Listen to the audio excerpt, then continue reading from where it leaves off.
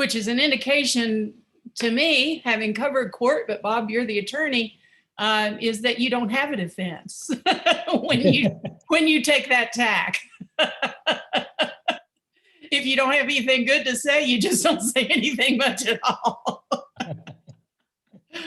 I see we have Maria, I see we have Claudia, we have some other folks popping in. There's Jordan, Victor. Let's see, I guess Xavier, is Xavier here? Let's do a quick check. I don't see him.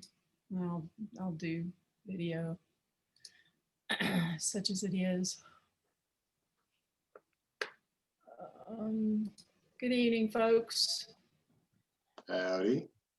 Hey, we'll wait another minute for. And I have this thing. I just hit the record button, so we're all set for that too. So. Okay. Thank you. Yes, please. I did want to remind everyone we are recording for those who cannot be present with us tonight and are interested. And I notified last week's observers and shared the meeting info with them. Larry, if I'm correct, just for housekeeping items, the link you sent will be good for each week, correct? Yes, yeah, correct. Link? Yep. Okay, so we will not be getting weekly meeting reminders. No, this link, this link is good through the end of March. Okay.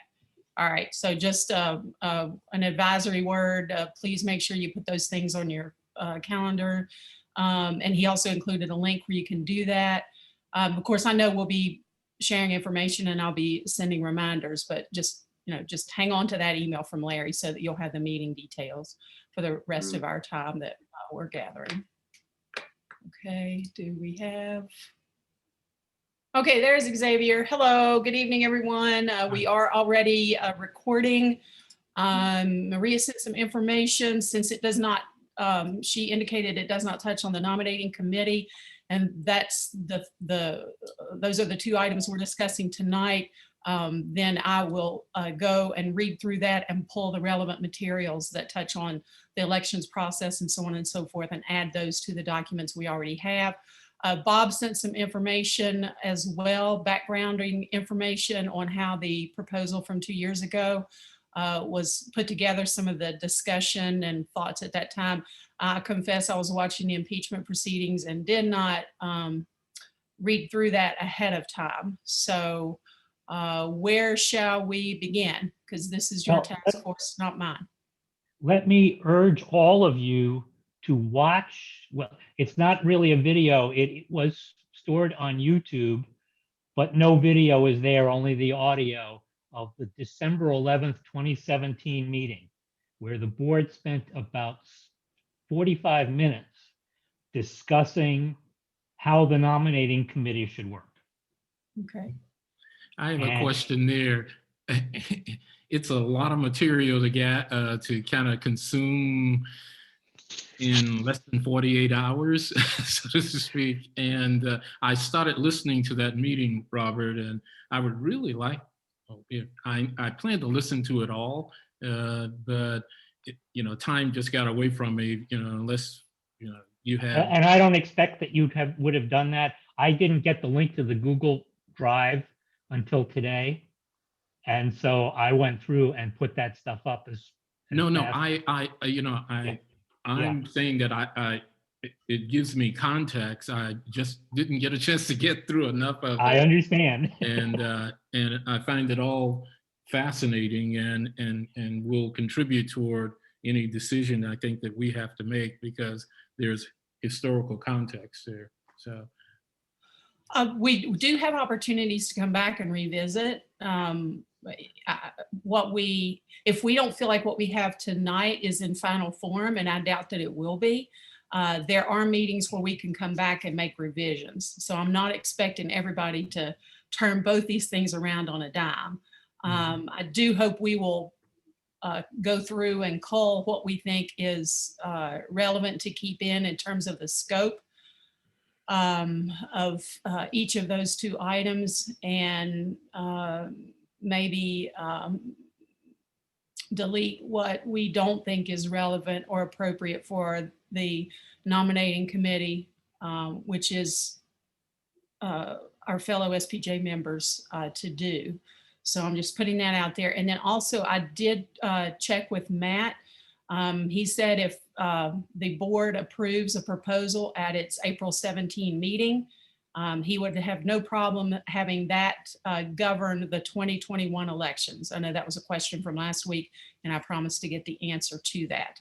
So this could, if the board agrees and passes the proposal, take effect for this year. Of course, you already know from documents you've received from Patty Newberry that the nominations committee is at work already, and it is following what was at this point following the guidance that was that's in the existing policy with 7 members, et cetera, et cetera. And I think she is making those appointments, or already has. So that committee is already about its work.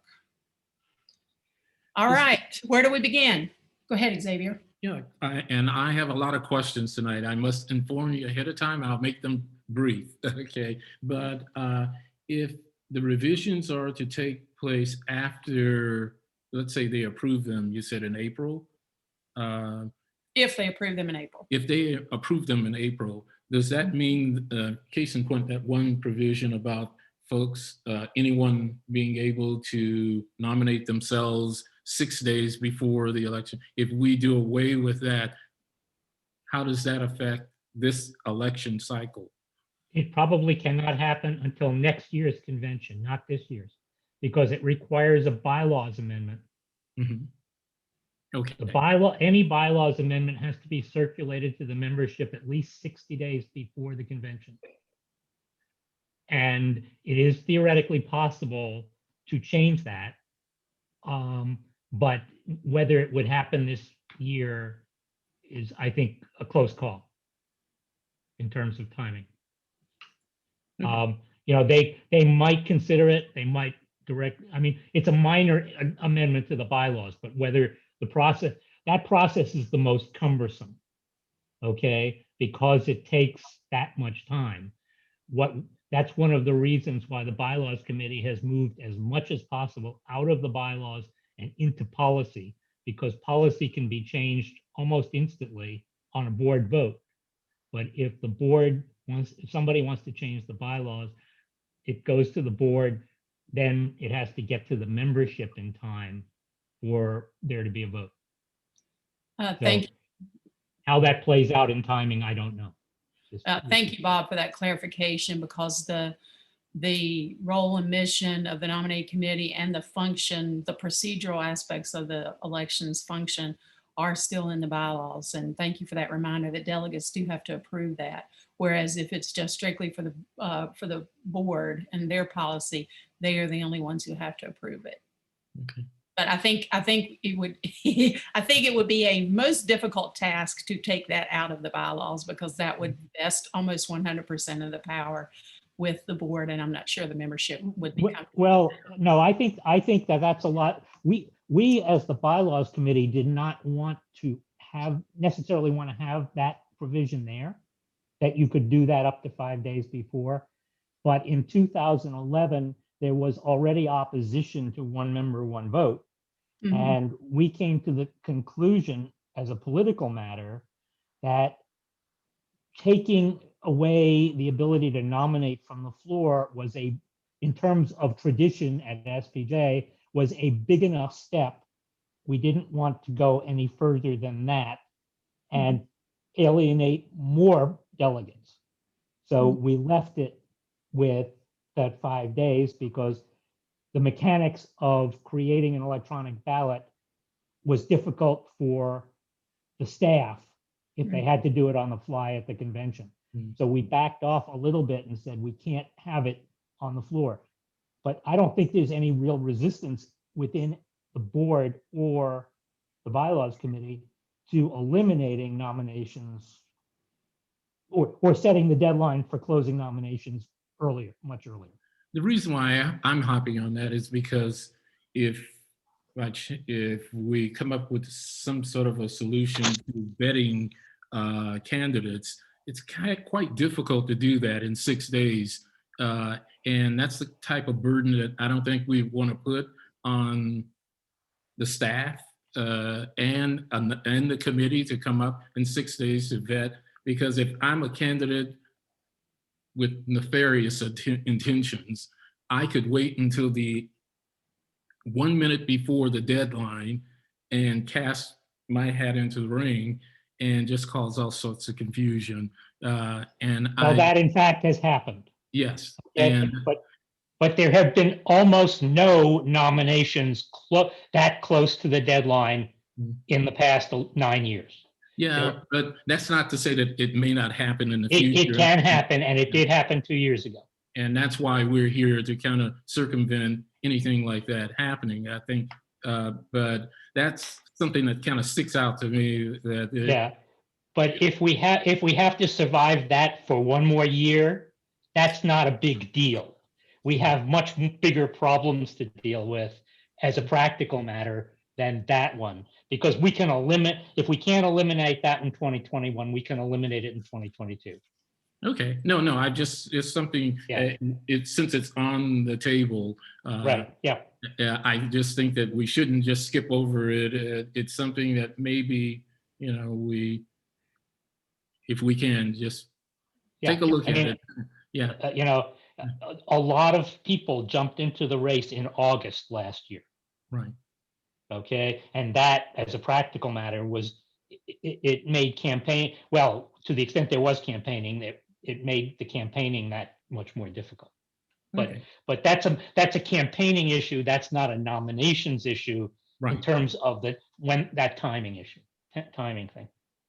Sure. Yeah, and traditionally, when changes are made mid-year, they don't take effect that year, whether you're talking about SPJ or Congress or some other body. Often, if you're looking at substantive changes, they wait until the next cycle for those to take effect. I mean, again, Matt said he would personally have no problem, but that would be a board vote, a board decision on when it would take effect, and that would be included, in the minutes of the adoption of the policy, that it shall take effect thus and so, this like legislation. So, But policy, the board can do policy on a dime. Yeah. But changing the bylaws is a mechanical problem. mhm. That's all. Yeah, now they could get it on the business meeting agenda for 2021 convention, and then the delegates, if they voted it in, or the membership voted, well, it would be a delegate vote, right, Bob, for bylaws? Okay. Bylaws are all delegates. Okay, so the delegates who attend the convention will be making the decision on that, and again, that would be part of the vote, that whether it would take effect in 2022 or whenever. Okay, thank you, Xavier. Good question. Okay, how do we want to go here, folks? Again, I'm not a dictator. I'm just an organizer and a herder. Well, okay, but you have some idea of how you want to have this discussion. You've put together materials to guide it. How do you want to go about it? Well, and I probably should have put them together in a little bit better order, but I was trying to get those out to you in the email 48 hours in advance. I don't know whether you want to start with the proposal from 2 years ago that was not approved by the board, whether you want to start with the existing policy and add and subtract. I mean, personally, I think it's good to start with some organizational scheme and then add to and subtract. All the submitted comments that we have from folks are color coded so that you know the source of those materials. If you want to go back and look, at the original document, because I have everything organized in one flowing document. And then what I did is I cut and pasted excerpts relevant to items 1 and 2. The nominations committee's makeup and mission, and then let's see, what is item 2? I don't even remember myself. I was gonna say, Marissa, can you whether the committee should vet candidates and their candidate statements, which would include, I guess, campaign materials. Okay, I heard someone. Go ahead.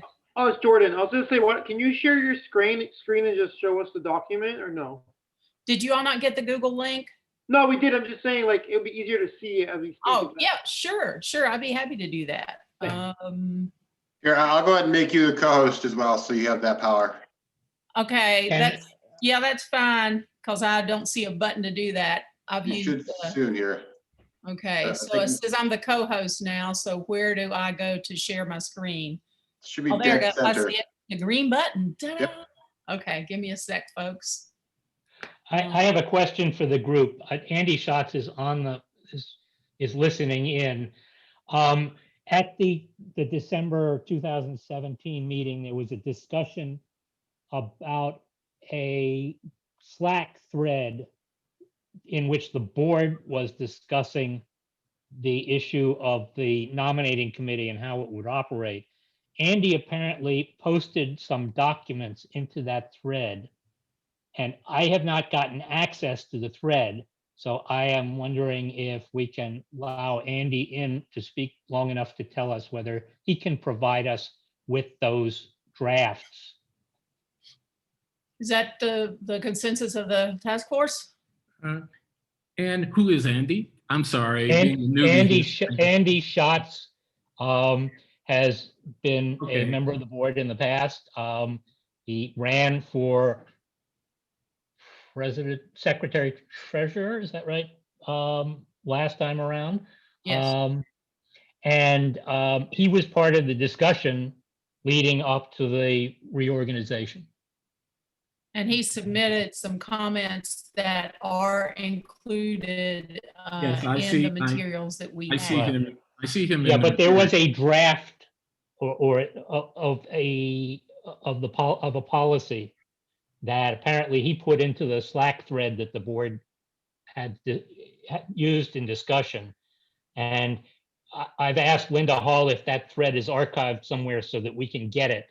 But to try and get a quicker answer, maybe Andy can provide the documents before the next meeting. Okay, so do we want to invite Andy in to speak, or do we just want to invite him to submit those Or documents to me? Or talk, can he be, Larry, can you let him into the chat for a moment? Well, So that- hang on just a second. Is there consensus from the task force to let Andy speak? And the purpose, once again, I Only to I know- find out I- if he I- has only to find Yeah, out I if he have- can provide us with the documents. Yeah, I have the documents with his input in here. No, I'm talking about documents that No, were. these are other Oh, documents. sorry, that I'm they- sorry. 2017. Right from 2017. Yeah, these go back 3 years ago. Is there consensus to ask Andy a quick question? I don't object as long as it's just for a question, you know. Okay. Anyone else? Any objections? Larry, will you unmute Andy? He should be able to mute himself, so he should be able to come in. Okay. Hello, can you hear me? Yes, Yes, go ahead, Andy. Andy. Uh, Bob, I tend to be a pack rat, so I probably have what you're talking about, but I just need to get some time frame, and I could look On for. before the December 11th, 2017 meeting of the board, which was a video conference. Okay, There was a conversation among the board in its Slack group. And okay, apparently you put up a draft of something. I listened to the meeting this afternoon. And apparently you put up a document that was a draft of a policy. And I don't know how different it was from the policy that the board discussed before the amendments were passed. okay. If it was more than just a few lines in Slack, I probably drafted it somewhere and copied and pasted, so I'll just look quickly, and if you want, I can drop a note in the chat if I have it, and if I don't Okay, right away, then I'll try to find it and email it to everybody. okay. And if you have access to the Slack thread, I don't know whether it still exists, but just, it would be helpful to have that information.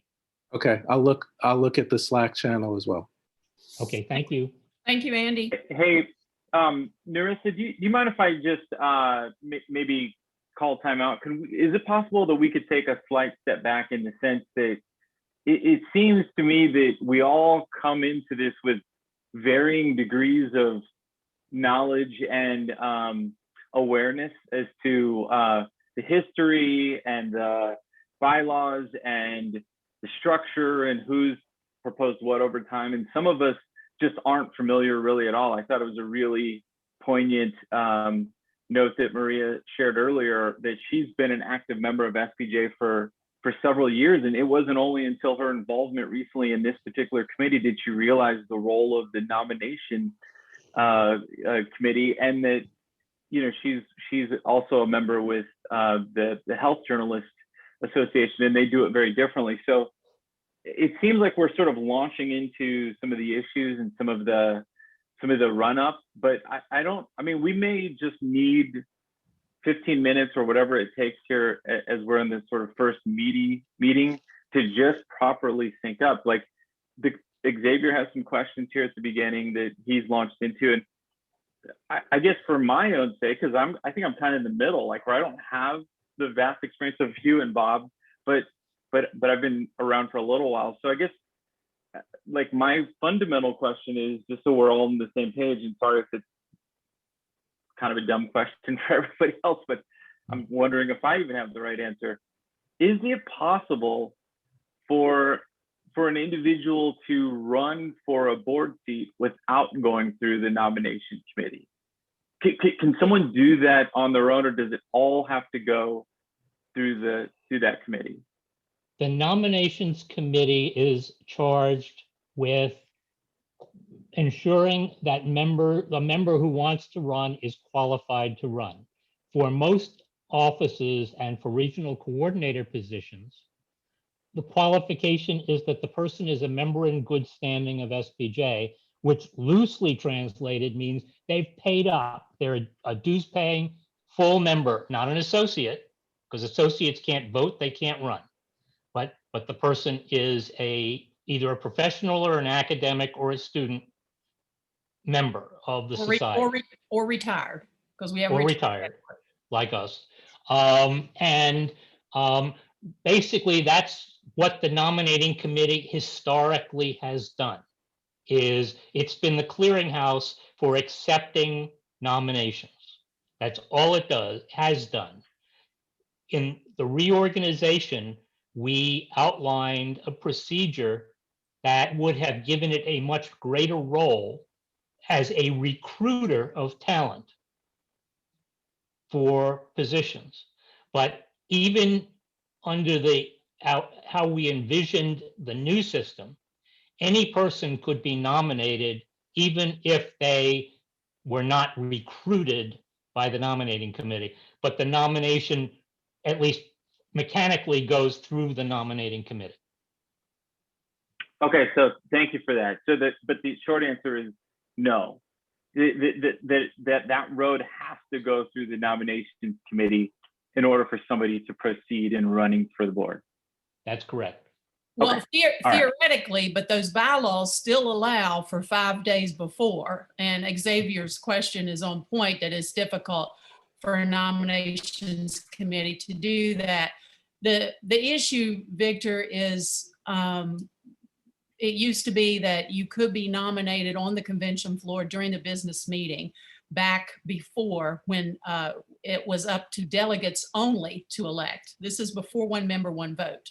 Okay, so usually a nominations committee would look around and maybe call a few people and say, hey, have you thought about running for SPJ? Well, maybe you should.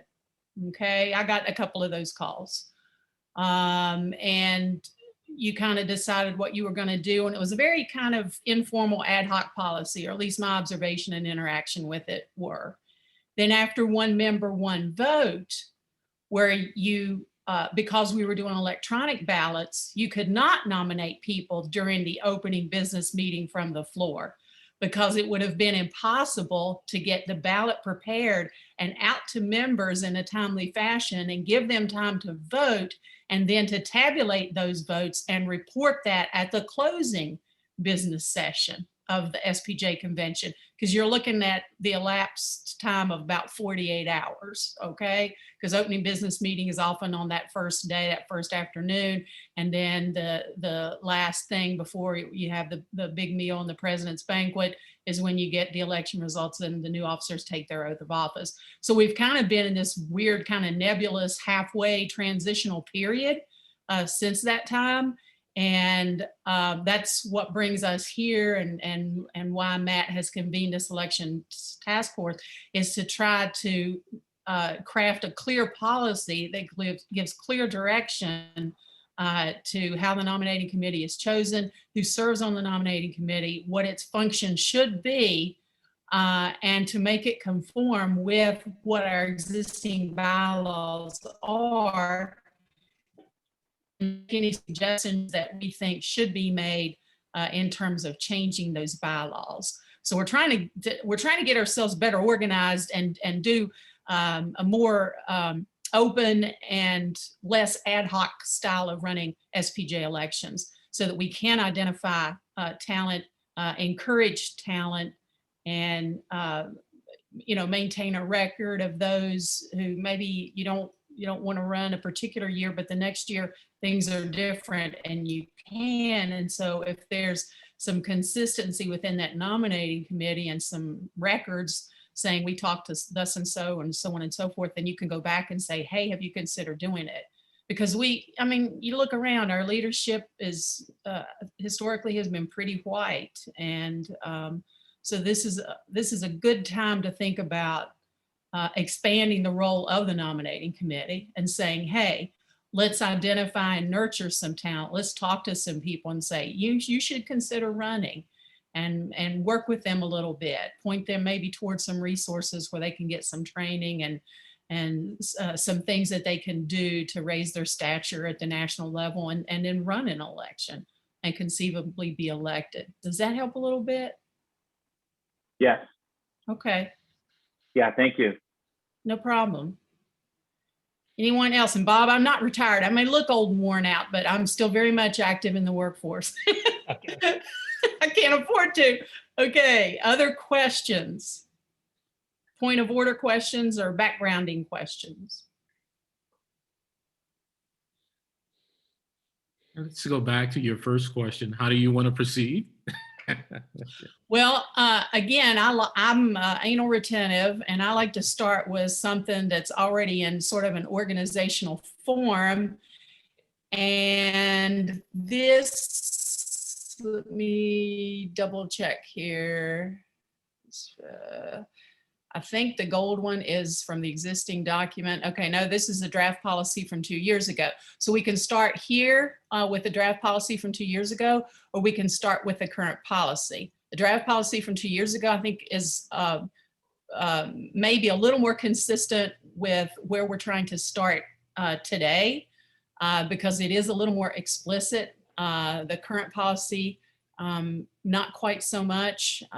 You can see it here in the dark blue. Again, this is establishing the nominating committee and its role and function, because that's item 1. And if I'm making anybody seasick, okay, makeup and mission of nominations committee. So here is the current policy. And then the gold, this is what was in the proposal from 2 to 3 years ago. What Bob was asking Andy for additional background information, and what Bob has posted some background info there. Go ahead. I'm going to come back to a question that I asked last week. Why was the 2017 draft policy, what became of it? Well, what happened was, after the amendments were passed, the board had 2 meetings, one in November and one in December, at which it discussed the policy. There was they had a draft policy that was in existence before the amendments were passed, before the convention. That was an example of how things would work. And there were some objections. Andy was one of the objectors. There was a question about whether the nominating committee should recommend people, or whether its role was just passive to look at the applications, make sure people were qualified, again, being a member in good standing, except for the president-elect, who, to run for president-elect, you have to either have been a member of the national board, a national committee chair, or a chapter president or a community president, and there may be one or two qualifiers. But the idea was that to run for president-elect, you had to have some demonstrated experience as an SPJ leader, preferably at the national level. And there were some concerns about what would happen. Would the board recommend certain people? Would, in effect, it endorse a slate of candidates?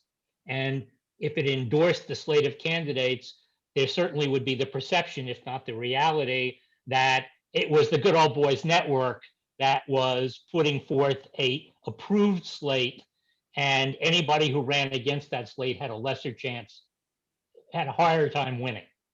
So there was a lengthy discussion at that December 2017 meeting, and the decision was made that the committee would not endorse. But the questions that remained open were, would the committee vet candidates' biographies and statements, answers in response to the questionnaire that every candidate fills out? Would they fact check, in a sense, what the candidate said in his or her biography? And that was a question that remained open after December 2017, and as best I can tell, was never resolved. Okay. So is there any way we can approach this without recreating the wheel? You can start with the policy as it was drafted. Which is the gold text that I have on my screen share right now, Xavier. Yeah, I've read that, and I just wanted to know from our perspective how we proceed, because if we have something in place and maybe we can tweak it, then we may not have to recreate the whole document, so to speak. Does that make sense? Yeah, that's fine with me. Again, I like to have something written down and then you can add to and subtract from, because I think it's really hard to start at point 0. I think it's easier to reach a consensus when there's something pending, and then the comments that we have submitted are input from other folks for us to consider as we put in, take out, modify, etc. Do we have a version of this that's not in gold? That's easier to read, in other words?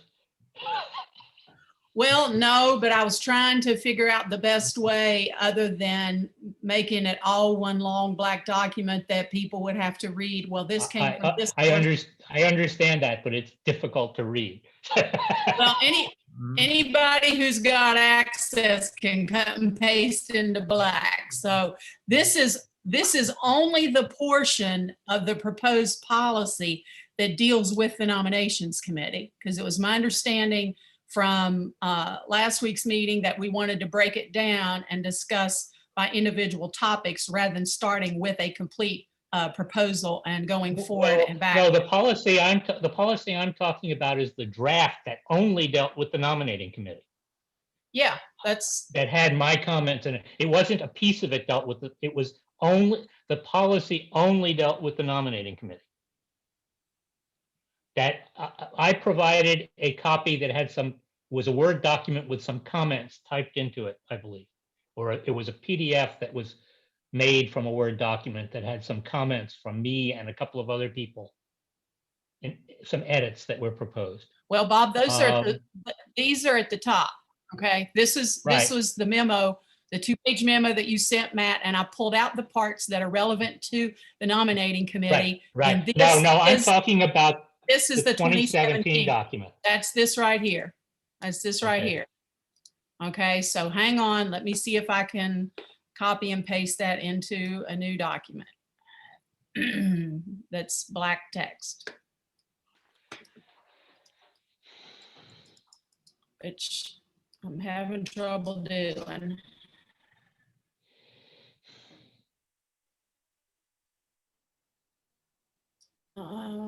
Let me just do it out of my file. Give me a moment.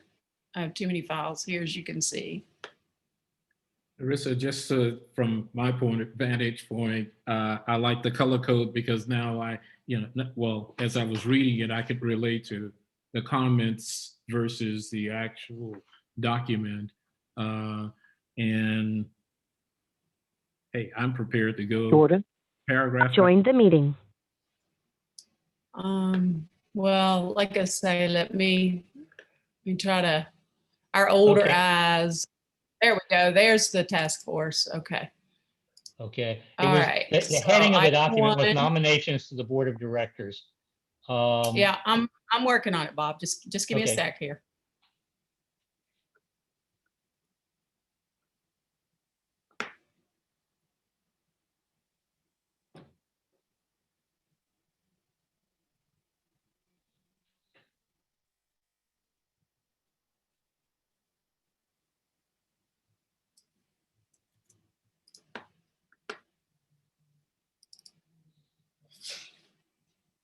So you all will just have to open up the Google Docs on your own laptop and refer back and forth. Okay. So I can get a new document where it's in black type. Okay. All right. So let me convert that. Whoop.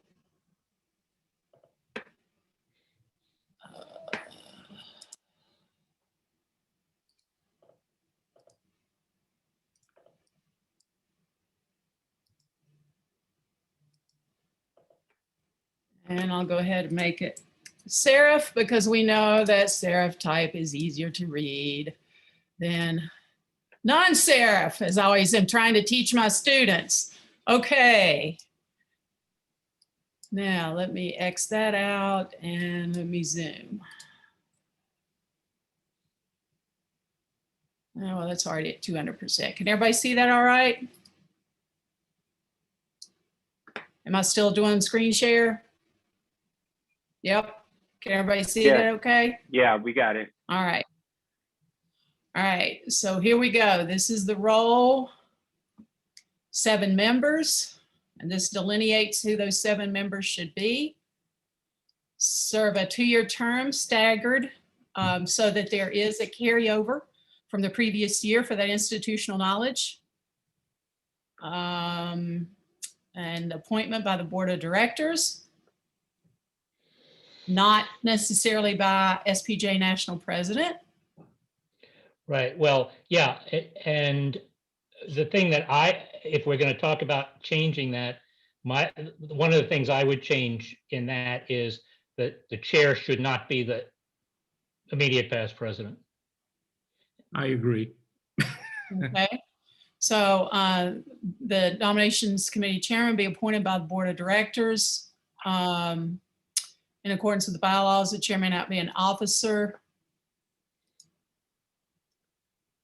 Matter of fact, that's Or the immediate past president. Isn't the immediate past president considered an officer? No, because the immediate past Or president, not, Bob? the immediate past president after the reorganization is not a member of the board. Okay, officer, board member, or immediate past president. Okay, I'm We- sorry. If I could, maybe my role is just to ask a lot of questions. I'm sorry. that's okay. That's okay. It's probably obvious, but can I just ask?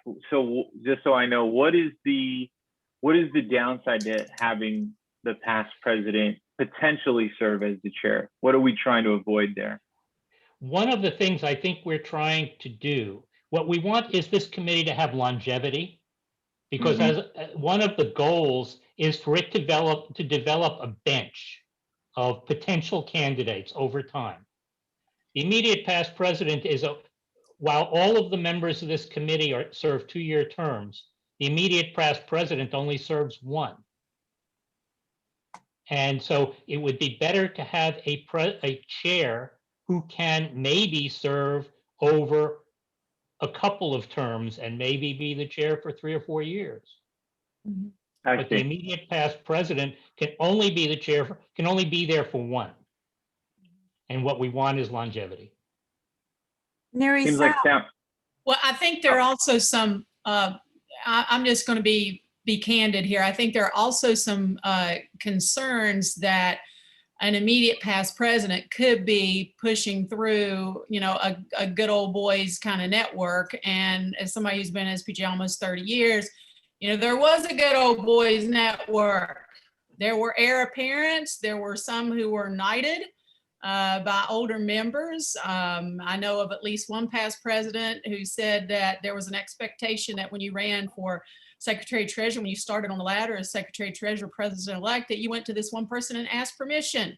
So we are attempting to try to get SPJ into the 21st century where people, theoretically, any member has an opportunity with experience and service that's relevant to the position being sought to rise to the level to be able to serve. So there's some concern that an immediate past president could in some way taint the waters. I'm not saying that that's happened. I'm just saying that I think there's a concern there. Go ahead. Is it Maria? Yes. Okay, go ahead. Currently, how many members are in that committee? Do we have a set number, or is just whoever jumps into their job? It is supposed, this policy, which has in part been implemented, there are supposed to be 7 members, of which one is the immediate past president.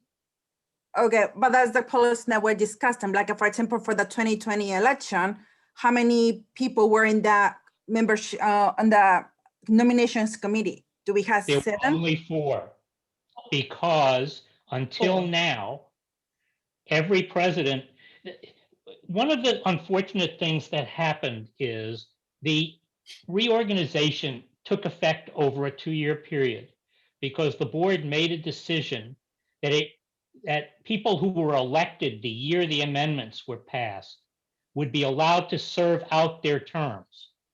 So we went from a 23-member board to a 9-member board without dropping any people who still had time to serve on their terms. So the board got smaller over from 2018, 2019, and so we have the board failed to understand, for a variety of reasons, that the amendments took effect immediately because the practical effect of them didn't take effect immediately, even though the bylaws didn't. Maybe I've gotten you totally confused. But the point is, the presidents at the time of the amendments and since then failed to follow this policy. And so Rebecca Baker, who was the president at the time, refused to serve on the nominating committee a year later when she was immediate past president. And Alex Tarquinio appointed Eddie Gallagher to form a nominating committee and recruit candidates. And Eddie found a couple of people who worked with her and had a very difficult time. And then the following year, Alex became chair of the nominating committee because she was the immediate past president. She recruited 3 more people to work with her, and they almost did nothing. They were very passive, and as a result, in July, there were still vacancies. There were there was nobody running for secretary treasurer, and there was nobody running for 2 of the RC positions. And okay, but Bob, can I stop you there? Let's get away from personalities. The point is, SPJ for the past 3 years has been operating kind of in this nebulous, no person's land, where we're not exactly following a policy that conforms to the bylaws changes. And so that's what we are trying to do as an elections task force, is to make sure that the policy that is going to be adopted by the board, that it conforms to those bylaws changes, that includes a 9-member board, 1 member, 1 vote, and then also provides a mechanism for a historical and organizational way of identifying candidates, recruiting them, and nurturing them to take leadership positions. So again, we've not been following this policy that we're looking at. We've not really been following the policy that's presently in the bylaws. So we're ready for an update now that the transition has fully occurred, and we are now at our 9-member board of directors, and we're with 1 member, 1 vote, et cetera. Does that help a little bit? It actually helps a lot on the background for that. Okay, thank you, Claudia. Yeah, we got a chance to fix and make both documents in harmony, but Matt wants to go further than that and say, okay, let's make this process more proactive rather than reactive in terms of we find people who are willing to run for different slots, and you know we do some type of vetting, and that will be up to us to determine whether there is vetting and to what degree that is, and to, again, try to move the society forward in a more positive way rather than just saying, okay, here are people who want to run, we've done our job. Okay, Xavier? No, I'm good. I just want Okay. to move on. Yeah, Okay. yeah. It's just, All right. Questions, comments?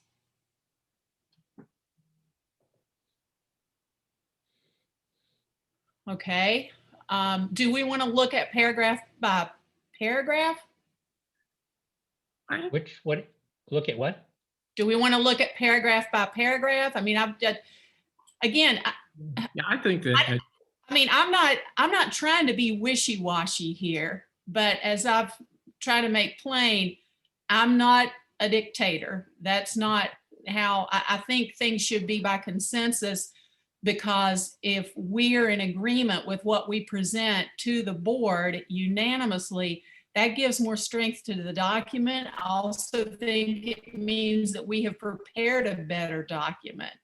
I mean, I could sit up here and say, well, here's what I think, here's what I think. But there are things I may think of that I would not have thought of that are good without the input from the board. So if you want to go paragraph by paragraph, that's fine. We want to find a way to move forward. Sure. Yeah, I think we have some, in terms of the discussion, the board's position on this, members of the board when they discussed it. Okay, again, 2017. The first paragraph is problematic because of the phrase vetting and recommending candidates. It was clear from the discussion back in 2017 that the board did not want the nominating committee to recommend candidates. Well, but we have a new board, Bob. I think we need to try to be looking forward as to what should happen in an ideal environment instead of looking back at people who are no longer serving on the board. I understand that those were their concerns. But if we're supposed to draft a policy, then we bring our experiences and our expertise to the situation, rather than being cuckolded what previous people who are no longer serving as national leaders, because opinions change as board members change. What we're trying to do is put together a framework and a structure that new board members will understand. These are the bounds within which they are working. And we're trying to craft a document that we think is going to be fair and open and make elections fair, open, and accessible to all. And if you want to do that, then rather than reinvent the wheel, it would be worthwhile to listen to the discussion from that back then, because some of the people are still on the board. And if we bring this policy to the board in April, you will end up with the same opposition arguments that were there in 2017, and there was merit to some of those arguments.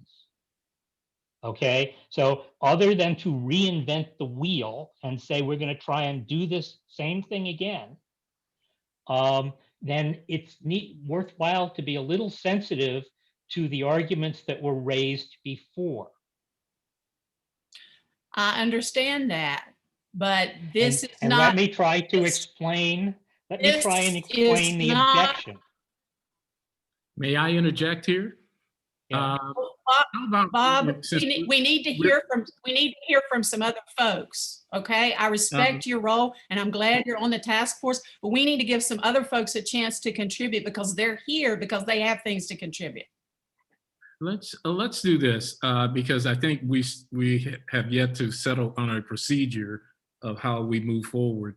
I think maybe let's go paragraph by paragraph here because I'm sure that there's some paragraphs that we may not even need to make any changes to. As for the board's opinion, maybe we can address that on the back end after we kind of interject and put maybe our finishing touches to it. And then we can be concerned about maybe some of the challenges that may incur later on. Because, we've got I think we can get through this and then maybe we can address the historical concepts or, objections maybe on the back end. Because I wouldn't want that to filter how we proceed. This is a mission statement. The particulars of how they identified, vetted, and recommended gets into item 2. Okay, so what we're looking at is the policy statement of the mission. We have an opportunity to develop the particulars, and the particulars that we develop may not be automatically objectionable by whoever's on the current board or whoever may come 3 years down the road on the board. Okay, that's what I'm trying to do, Bob. I'm not trying to shut you out and I'm not trying to shut out the history, but if we keep living in the past, then we can't make a forward-looking document. So I'm hoping we make a forward-looking document that's as inclusive and proactive as possible. The board always has the option to vote it down, but if the board continues to act in ways historically over time that disallow full and open participation, then this will come back again. And I think the board will understand that, and I will certainly have candid conversations with Matt to that degree. This is an opportunity to cure problems that we've recognized are happening because we are operating in more of an ad hoc way than a methodology. So somebody's got to do some methodology. We appreciate so much what the folks did 3 years ago to give us this skeleton to work from. Then please define for me what vetting and recommending means, because that's the bone of contention. That's what we'll do later, Bob, when we get to that portion. Right now, we're looking at item 1 as the composition and the scope, okay, the makeup and the mission of the committee. So we're not down to their duties yet. Okay, I was going paragraph by paragraph, what was in front of us. Yeah, this is paragraph by paragraph. This is the mission statement. Wait, where are we? But the details of how we're going to vet that will come later in the document. Okay. Okay, because we're not looking at the whole thing tonight. We're looking at 2 portions, and then we're going to look at 2 portions next week, and then 2 the week after that, and then we're going to look at revising and pulling everything together. Okay, does that help? Okay, so what is the board? Bob, you can probably help with this. What is the board of directors position profile document? What is that? Where are you? What are we talking about here? Can you see the screen share where I have, you asked me? Yeah, but what paragraph? I'm looking at the nominations committee is primarily responsible for identifying, vetting, and recommending candidates for election of board of direction, guided by the board of direction position profile. I have never seen that. I don't know what that is. Well, that was what was submitted by you as the 2017 policy. So it was submitted by the task force. Okay. That was from the task force. I don't know what that document is. Well, it was my impression that this was the 2017 proposal. At least that's what I understood Well, let from me you. look at something. No, let me look at something here. Well, is everybody okay with starting here? Okay, because again, if there's something else out there, we can look at that later. I'm trying to get us to move forward tonight. That, okay, yeah, that is the draft. Okay, I have the original document in front on my computer screen, and I uploaded it to the Google Drive just now, a little while ago. So this is the draft. I don't know what that document is. Okay, all right. Is everybody okay with moving forward, starting with this paragraph? Because again, we can say whatever we want to as a task force. All right, so elected for the board of directors, we can strike this because we don't know what that document is. Okay, any objections to this paragraph? Lays out the mission statement. Okay, so the responsive vetting and recommending candidates for the, I think. Do I need to make that larger? No, I can see it. I can see it. I'm just reading it. Okay. I'm sorry. I'm back in grade school. That's okay. Reading out loud. I agree. I don't, yeah. Can we hear from some other folks? Victor, Jordan? Yeah, I was gonna say, I think that it looks good. I'm glad that we're striking out the last part that we don't know what that document is. Yeah, I've never heard of that document. Let's get rid of it then if we don't know what it is. Okay, preach. All right. Anyone else?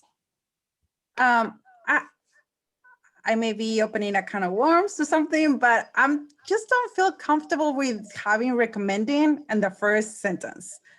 I don't have a problem with them identifying and bearing all of them and making sure that they qualify for all the position, but the recommending part, I kind of wonder what it would that means in terms of like, are they recommending only the people they like or what? I mean, yes, they're putting all the candidates, and if all the candidates qualify, I will assume that they will put them, all of them forward and not just put half of them because they recommend those half, and the other half, they don't because they don't feel like recommending them. I don't know, it just.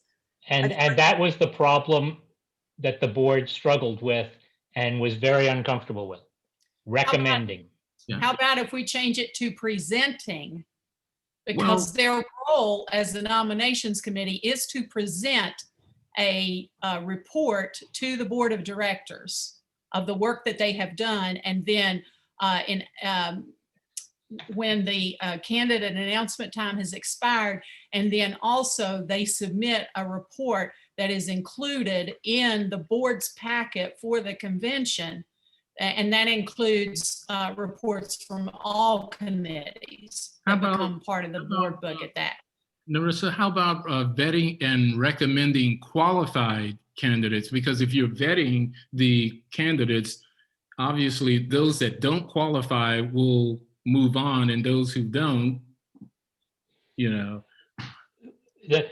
guess the question that keeps coming up is, what does recommending is a loaded word, because it could mean that we give a stamp of approval to the candidates we approve of, and the other candidates who are self-nominated, because we don't prevent people from self-nominating, we won't, and we don't like or don't approve of for some reason, we won't recommend, and those people stand a lesser chance of getting elected.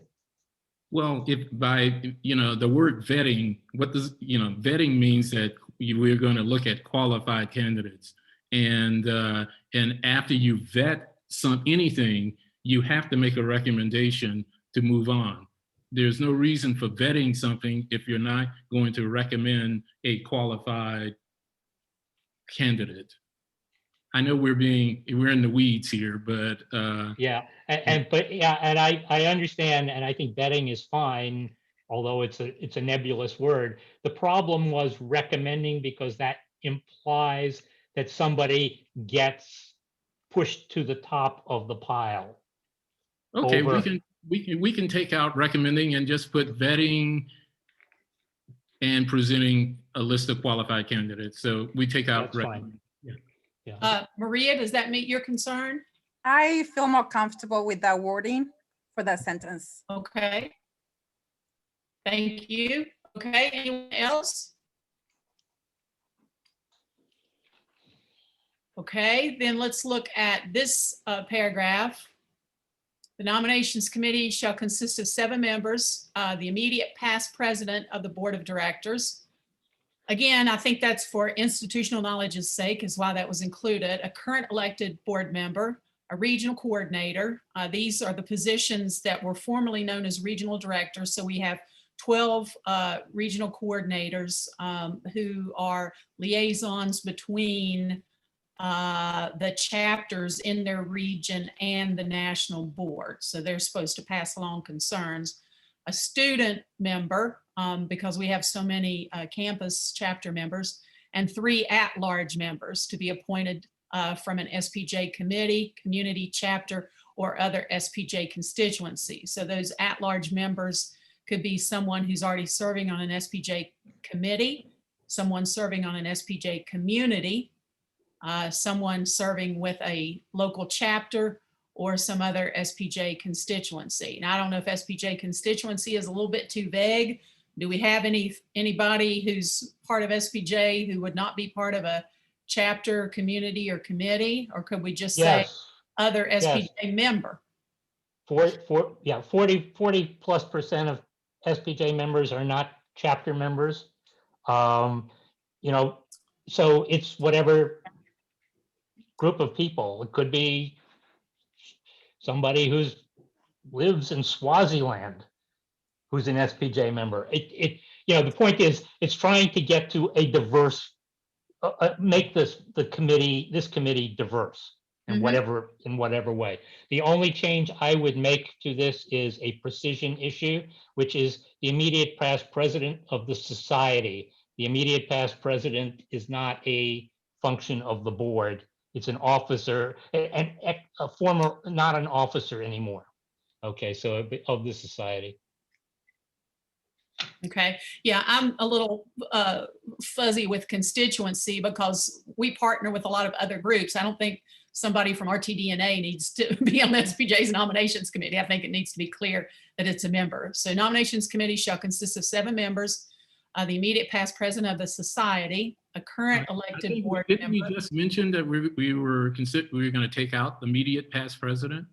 No, no, we were going to make it not the chair of the committee. Oh, not the chair of the committee? Yeah, that's farther down. That's paragraph 4.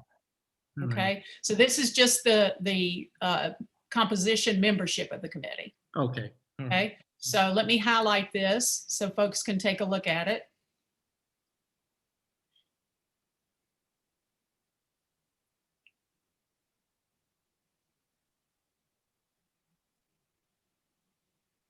Questions, concerns, objections, suggestions?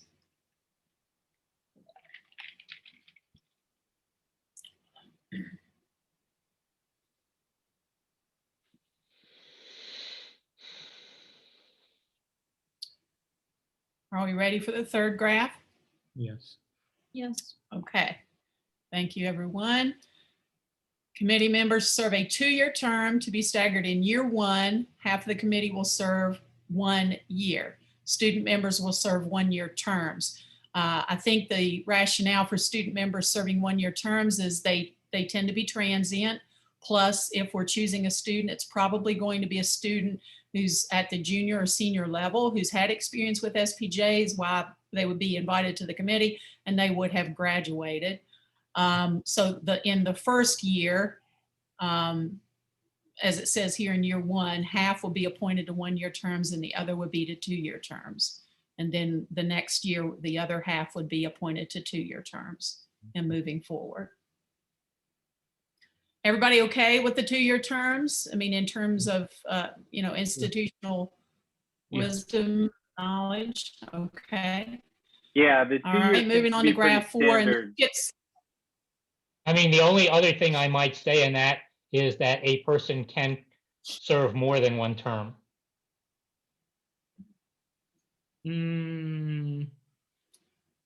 Well, they could. There's nothing in that paragraph that prohibits them from serving more than one term. It just says they're only appointed for a 2-year term at max. Well, that's true. That's true. And a question, never mind. Let's just go on. Okay, thank you, Bob. All right, nominations committee. Xavier, this was the question you had a moment ago. Nominations committee chair will be appointed by the board of directors in accordance with the bylaws. The chair may not be an officer, board member, or immediate past president. I'm sorry, but I don't like to turn people into furniture. This is a pet peeve of mine, so I'm just going to make it chairperson. We have so many people who are furniture these days, and that I teach a precision language class, and I say when gender is unknown or someone identifies both, let's just say person. It could be chair. We can recognize personhood. All right. Any comments? It could be a nice chair. Okay. Me personally, I'd like a recliner, Xavier. I had to get up out of that one for this meeting. Okay. All right, are we ready to move on to the next paragraph? All right, hearing no objections, the chairperson will. We have 3 bullet items. Work with the board of directors to select appointees for the 6 remaining nominations committee seats. So that means that the committee will be formed with board input within 60 days. It strikes me that that paragraph really only applies to the first year, because the chair, the committee nominees are going to be appointed as the vacancies come up by the board. So 60 days is really irrelevant. I think that paragraph was really put there for the startup. Okay. Do we want to include this option for the chairperson of the nominations committee to allow self-nominations, people who want to volunteer, other member recommendations and board recommendations? Do we want to keep in the provision that allows for input for the chairperson? I think one of the things we need for the nominating committee is we need specific kind of people. We need people who are very, have tentacles into a lot of places in SPJ, because if we're really having this committee try and recruit, we need to have specific kinds of people on the committee who, know other people It's stated who right would there. be good. Excuse me? It's And so stated what in paragraph 2, Bob. Right. Coordinator, So student member, and 3 large members. But what I'm saying is, if you let's self-nominate, we want to be choosy about who the committee members are. So allowing self-nomination and things like that is counterproductive. There are only 7 members on this committee. I think the board probably wants to be fairly picky about how those people get picked. Well, I thought you were striking the part that says work with the board of directors to select appointees for the remaining nominations committee seats within 60 days of the position. I thought that was already gone. Right, but what I'm talking about is the Okay. paragraph that says, where is it? You move qualified candidate. Well, we're still on the first bullet point, Bob. Don't get ahead of me.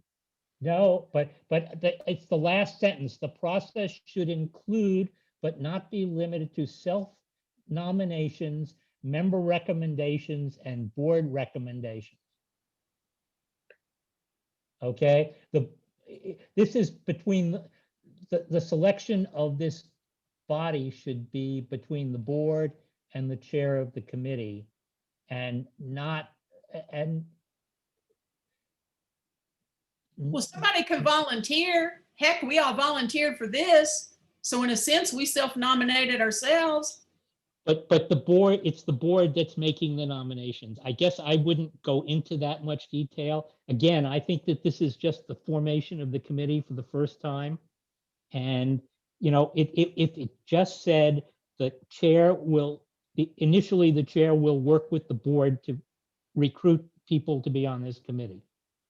And Well- that's all it needs to say. No, I disagree. I think it should say, because if I approach the chairperson and I'm qualified to be on that committee, I self-nominate myself. I would not like to be eliminated simply because I decided to approach either the chairman of this committee or a board member and says, hey, I'd like to volunteer my services to be on this committee. And by taking that line out, that eliminates someone who might be qualified to serve on the committee, but may have been overlooked because they may not have been as active as some others in SPJ.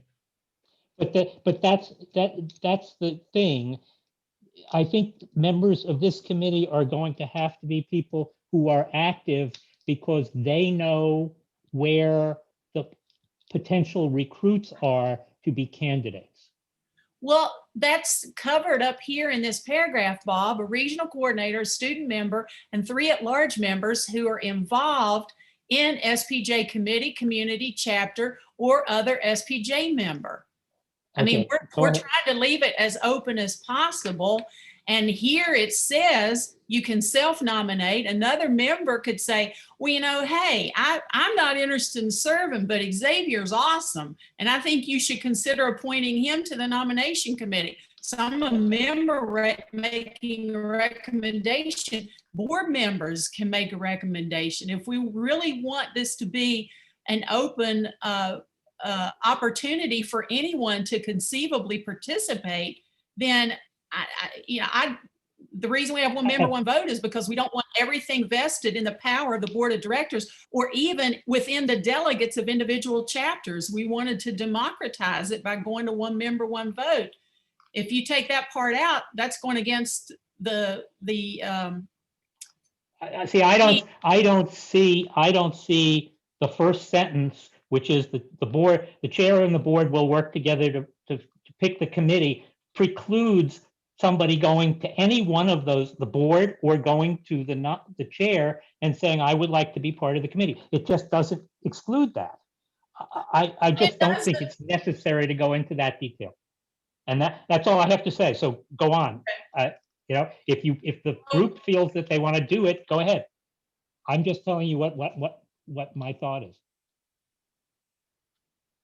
Well, some people may want to be a little bit more overt. I mean, I don't know. What do the rest of you think? I vote to keep it in. I want to keep it in because even if I am just, let's say that I'm a member of the current board, if I want to nominate myself to that committee, then I can do it as a member of the board instead of waiting for somebody in that committee to nominate me. Or even if I'm a regional coordinator, and if I want to be part of the board, then I can nominate myself to be part and not wait for somebody else to nominate me as a regional coordinator. So I will say that we just should keep that self-nomination because it doesn't mean, I mean, you can nominate yourself even if you are part of that current board member or if you are current regional coordinator, because that way you don't have to wait for all the regional coordinators to nominate you. Especially if you want to be more active in the organization. Okay, I see a nod from Victor. Others? I'm sorry, Jordan. Others? Okay, since we deleted that first sentence, I'm trying to put in a transition here. The chairperson will solicit names of members for the committee. The process should include, but not be limited to, I think we need a comma there, self-nomination, member recommendations, and board recommendations. Are we okay with that bullet point?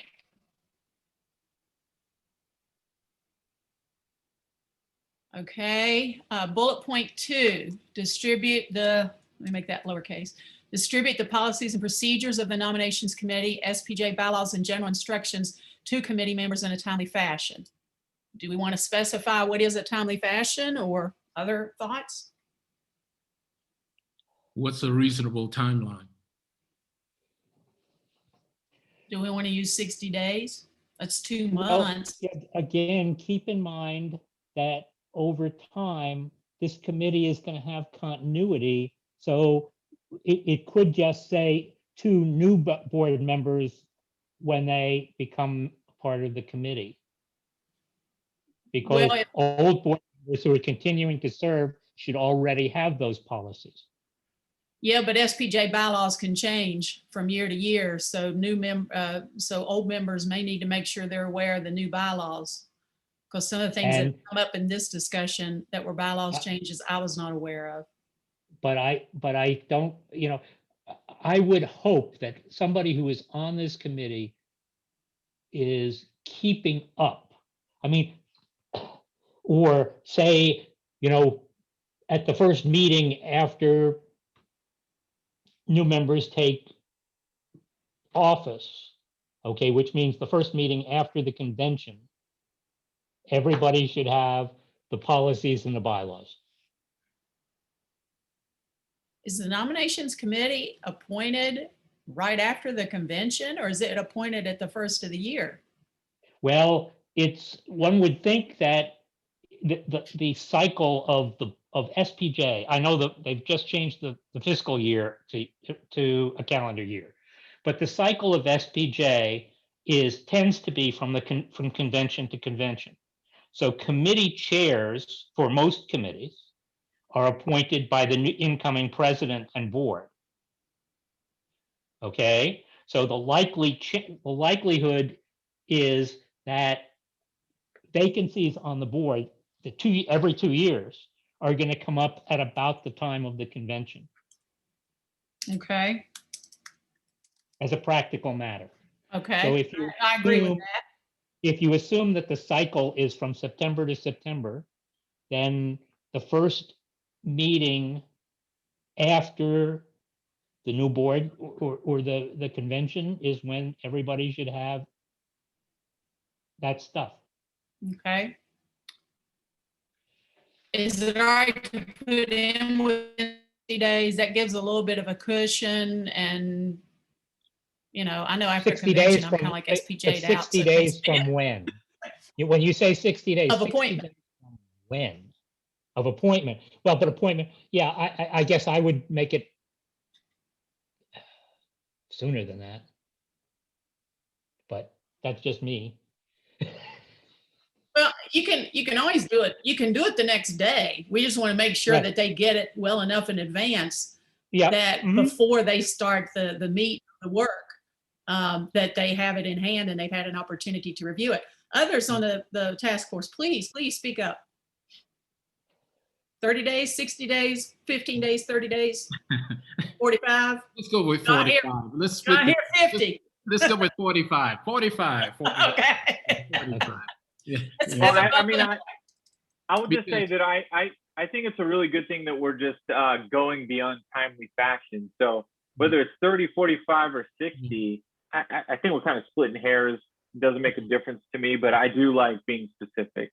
Yeah, I think it's great if we be specific because you don't want to have it, you don't want to be so vague until they could be, 4 months down the road and still working on this item. So if you give a specific day, but I think, 45 days meaning 1 meeting plus 15 days.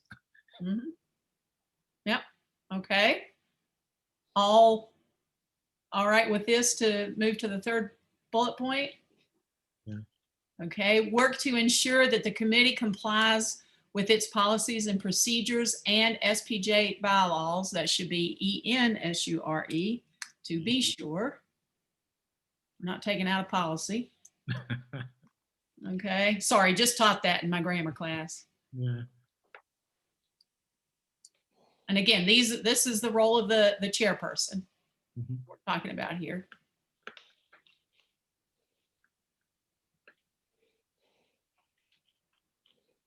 Looks good to Okay. me. All right, let's look at this one, which is the last bullet point.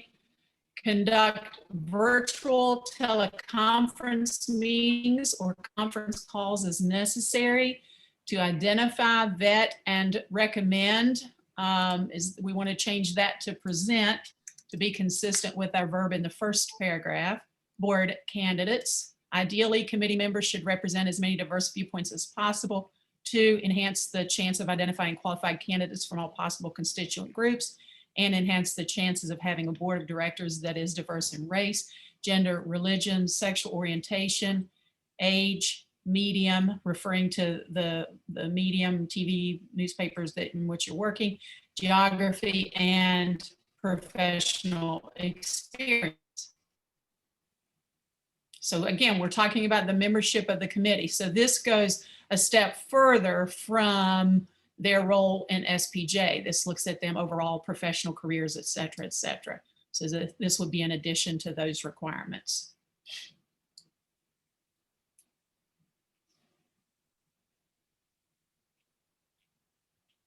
Thoughts?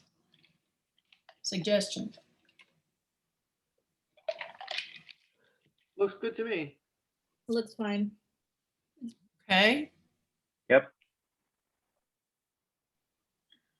I mean, if they would, do we want to put in physical meetings or do we just want to leave it at that? You know, I think conduct meetings as necessary. I don't know, that they need to specify that it's virtual teleconferences or. Yeah, we could, because of geographical differences, it's would be kind of difficult to have physical meetings.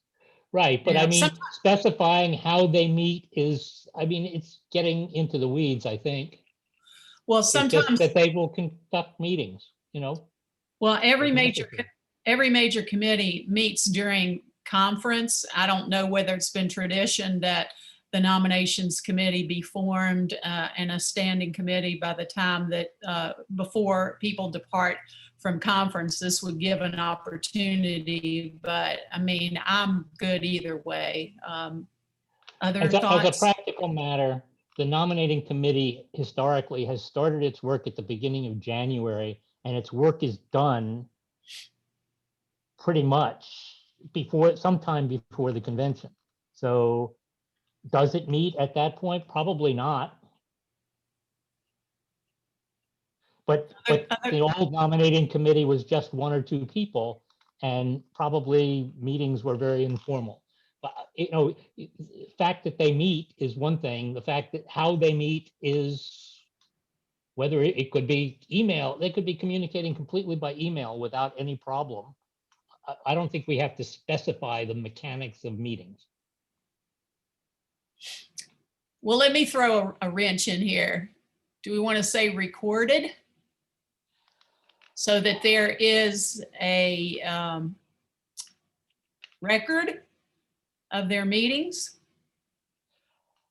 You know, I think that they might decide at times that they need to have meetings without a lot of oversight. And I think that that's a valid decision when they're talking about whether candidates are qualified.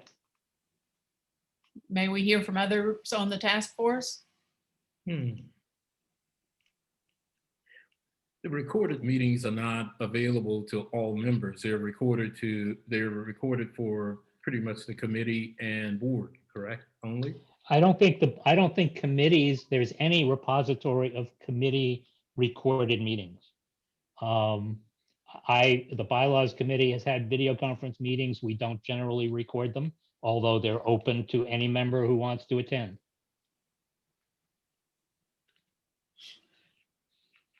Well, I'm just thinking in terms of technology down the road. Again, I'm not wedded either direction, but if there were to be concerns about how the nominations committee conducted its business, that would provide documentation, digital documentation of how the process was carried out. Well, so because the more you codify, the more you have to think about legal challenges, just again, being devil's advocate here. we could go with just meetings. I don't think, do we have to be specific on how the meetings are conducted, whether they're teleconference or conference calls. Okay. Any thoughts on recording the meetings other than what Bob has expressed? Yeah. Would that be a problem legally if challenged? You know, I have no idea. But I suspect SPJ's lawyers would have some concerns. As I said, I don't think most committees are recording their meetings. Okay. All right. As a practical matter. Larry, are you still with us, brother, or did you go to sleep? Do you know the answer to this question as our liaison to headquarters? I can only speak for the couple of committees that I have been on, and including the development committee and stuff, and we have not recorded them, but I can only speak to those particular committees. Okay, then we don't include, we'll just go with meeting. All right. Are we okay with this paragraph then? We just said conduct meetings as necessary to identify, etc. Yeah. It works. Okay, and then this paragraph again goes to requirements for serving on the NOMCOM. Individuals must be SPJ members in good standing. Members of the NOMCOM cannot be candidates for any elected positions, nor can they lobby for the election of any candidate who appears on the ballot. This is to try to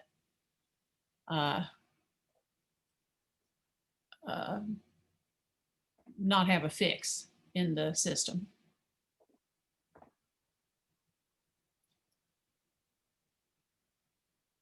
Looks good to me. Okay. Yep. Committee vacancies that occur after the committee has been comprised,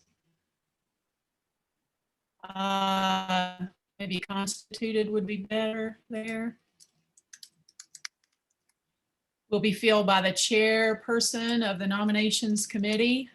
Those members will serve out the remainder of the term. So if for whatever reason someone would have to leave before being able to complete the 2-year term or even the 1-year term for that first time that the committee is set up, this allows for the replacement of those so that we can maintain membership at 7.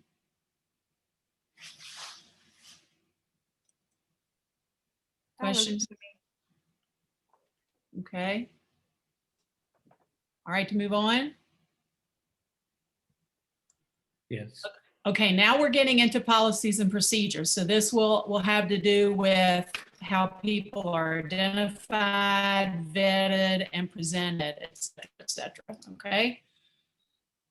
So the NOMCOM will identify board candidates with a call for nominations in the winter through standing SPJ communication channels. That will be through SPJ Leads, the website, Facebook, any normal Quill magazine, any normal methods that SPJ uses to communicate with its members.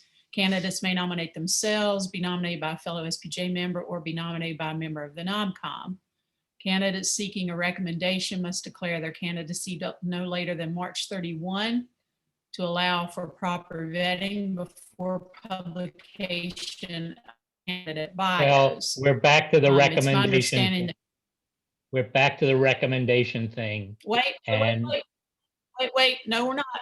No, we're not. Candidates seeking a ballot position, an elected office, must declare their candidacy no later than March 31 to allow for proper vetting before publication of candidate bios. It's my understanding those will be published at SPJ Election Central, the website, since Quill does not do that anymore. The nominations committee members should be active all year in promoting board membership and recruiting qualified candidates. Do we want to just say qualified candidates? Well, here we've got another another scheduling issue. The reason for that March 31 deadline is because historically, the nominating committee was supposed to provide a slate of candidates to the board at the April meeting. Now, it would be good to have candidates declare by March 31st, but as a practical matter, that rarely happens. Well, we're writing the new policy, so we can write I it. understand, but we're talking about 6 months before the election. Okay? So the question becomes, what is the reason for setting the deadline for becoming a candidate 6 months before the election? I can answer that. It would give, because 6 months, I think it is a reasonable time for one. By the way, they've vetted before. By March 31st, they've already been vetted, correct? Right. Well, No, it says they have no, to. the vetting They have to- presumed okay. can be All right, after. okay. So 6 months gives the apparatus called SPJ time to vet for candidates to campaign, and there's not, and it also doesn't add undue pressure on headquarters to kind of place the apparatus in place for candidates to do their thing, and that's campaign. And because candidates, if we live in different regions, it would also give candidates a chance to kind of get familiar, or get the members from different regions to be familiarized with the candidates running for the different offices. And it's not this mad rush to judgment. And I still go back to the 6-day thing,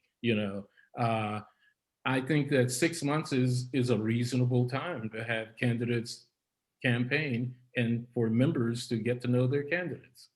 Okay, and are you then going to say nobody can decide to run after that point? Or are Yes. you going to Yes, continue? yes, I can answer that, yes. Because I think it adds an undue burden on the voting apparatus to have someone show up after the fact and self-nominate.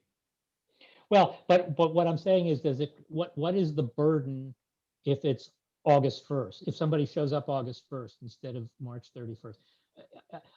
I think you're going to have a hard time making the argument that somebody has to declare by March 31st or they can't run until the following year. Because a lot of things change in people's lives in 6 months. And so somebody might say, I want to be a candidate by March 31st, but they change jobs in July and no longer can do that.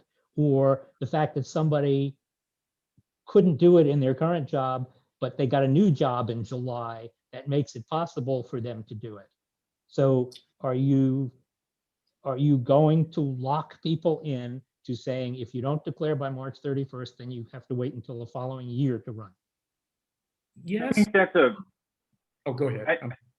I was just going to say, I think that's a really good point, Bob. I was going to go there as well. I think our profession in particular, we're seeing a very common trend where people are forced to job hop, and knowing what your fate is 6 months out may not be abundantly clear come March, but things could shake out in a way that you are in a good position to run. And the 6 months is really just not on par with what we're seeing from the other associations. And I'm not suggesting that we have to do what everybody else is doing, but again, as I noted earlier in some of our email exchanges, when I looked at what ONA's nomination process is, as well as IRE and NICAR, they're doing about a month before the vote is when they're closing out the filing period. 6 months just feels like way too far in advance. Well, and maybe the 6 months is an early candidacy filing opportunity, but I don't know that we would want to cut it off that far in advance. Yeah, Victor, I read some of that stuff, and doing it in a month in an organization as big and diverse as SPJ would never work. But I'm a member of NABJ, and we have a cutoff point of about 5 to 6 months, and it does work. But isn't IRE bigger than SPJ at this point? How are they able to pull it off? What are the mechanics? I don't know. involved? Is IRE over 8,000 people? I thought they surpassed SPJ in the past 2 years. We're pretty much Yeah. neck and neck. We're at 6,000, and so they're about between 5 and 6 themselves. Yeah, one of the things that makes SPJ a little bit more difficult is we are, what, a third students, Larry? And Yeah, or maybe slightly less, but yeah. Well, students aren't engaged for periods of time, particularly over summers. And so we have a little bit of logistical difficulty with campaigning and member engagement for periods of time. So it doesn't really equate. I think more than a month. I thought both ONA and our IRE had very condensed campaign periods that probably won't work in SPJ, but I'm concerned about locking people out 6 months in advance. I have a suggestion. How about like I 6 don't weeks? want people to jump in at the last minute, but I don't want to lock people out 6 months in advance. What about 6 weeks? Does 6 weeks work? I think we could say, I think, when we get to the point of saying nominations have to be by a deadline, 6 weeks works. But I just, there's significance to that March 31st because the board wants to know as soon as it can that there are candidates to fill positions. But the reality is that some people are going to want to come in later. As I share with you Let me play guys devil's advocate. with an email from the Association of Healthcare Journalists, I mean, they do have, they specify the candidate period from this time to this time. And then you can just, you had these 3 months to declare your candidacy, and then and after that, they conduct the election like maybe a month later or 15 days later. So, but I know that the Association of Healthcare Journalists, the election period is very short. So obviously that would not work for SPJ, but they do have a setup in terms of when this starts, when it ends, and pretty much that's it. If you cannot declare candidacy after that, and then they kind of sort of make sure that everybody qualifies to be members and non-associates too. And then election periods takes place like at 15 days later or 30 days later, and it takes for a few days, but they always had the election periods at certain times where it doesn't goes with the annual convention. Usually the annual convention takes place at a different time, but I mean, obviously organization works differently. So, but I don't know, I feel maybe we should have a specific period of when candidacy is open and closed, so people are aware that we had that and be more active and prepare themselves to run an election. And I don't know.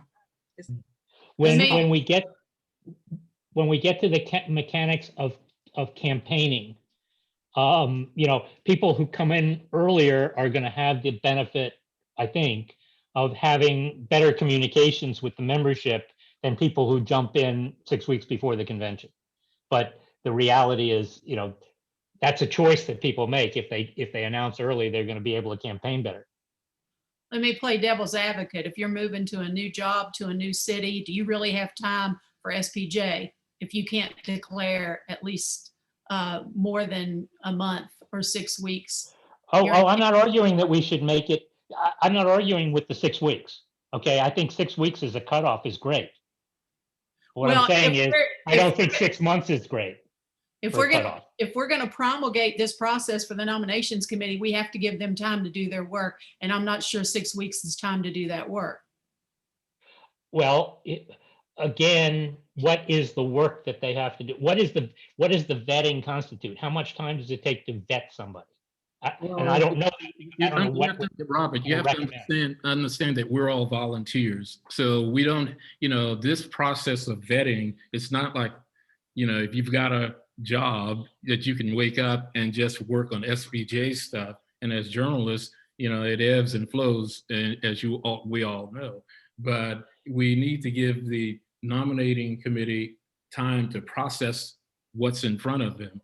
And even though yes, I'm advocating for 6 months, but once again, we need to give the nominating committee time to do their jobs, and we don't want them pressed, like 6 weeks is just not enough time. I'm using only that as an example for the committee to do their jobs. Okay, but let's go back and look at what we want this nominating committee to do. We want the nominating committee to be recruiting year round, not just for the positions that are going to open this coming year, but to be scouting for talent who will be ready to lead a year from now or 2 years from now. So some of that vetting, it would seem, happens naturally as part of the recruiting process. So the candidate, if that's working properly, then the candidates you're going to have to vet at the last minute are the candidates who are self-nominating or for some reason didn't come to the attention of the nominating committee sometime during the year. Well, again, playing devil's advocate and observing the human condition for 55 and a half years and knowing journalists pretty well for the past almost 30 years, we all tend to wait till the deadline happens before we pop because we work on deadline best. They're like, oh, well, I'll do that tomorrow because the deadline's not till tomorrow. So again, I'm just playing devil's advocate here. When do we publish bios? Larry, is that June or July? I think it's closer. Well, ideally it'd be June, I think, but I think we send them skid into July, but I'm not quite 100% sure. So if we're looking at publication of bios, May 1, that usually our conference is in September. Sometime is May 1, and then that way the whatever vetting process is set up is done, and then candidate bios can be forwarded on. Is the procedure, Larry, that the list is put before the board and then presented for the details to go on SPJ Elections Central? The board reviews. The board can't throw somebody off the list, but the board does review the list. And I think the rationale for that is just to try to make sure that there is someone, at least one person running for each open office. Yeah, the process there is correct. I'm not as familiar on the timeline, but the process there is correct. Okay. All right. Generally, the committee reports to the April meeting on how many candidates it's got for what offices. Does It's the just board, a report of does the board, names. I'm The sorry. board doesn't ratify that. That is not, the board doesn't say, yes, this person can run, or no, this person can't run. Yeah, that's what I just said. Does the board meet Right. in May? No, it generally meets in April. Yeah, the next meeting is April 17th. Okay, and then when would be the next meeting after that for the board? Late July? June. Late June. Okay. All right, so folks, this gives us an idea of some a timeline, so to speak. Does that help maybe in determining a cutoff date? Can we If we're just do trying- like a cutoff Yeah. date of, I'm sorry, go ahead. oh, sorry, I was just gonna say, can we just do like, since you guys mentioned July, can we just make the cutoff date mid-July? Yeah, well, that would be about 6 weeks before the convention. But 6, 7 weeks. But would headquarters be, well, what about the positioning of the bios and stuff?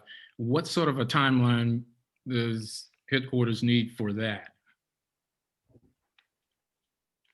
Because by July, well, actually by May or June, headquarters is in convention mode. So what can we do not to add an extra burden onto this process?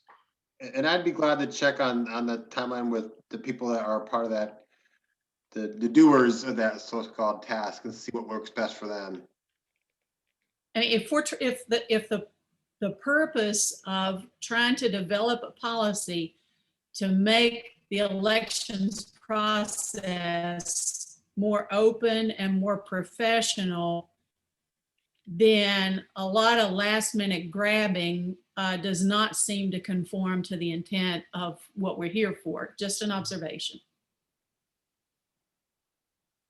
So do we want to put this in red type and come back to the timeline in terms of no later than March 31 and move on to the next bullet point, or what's the thought? Yes, yes, please.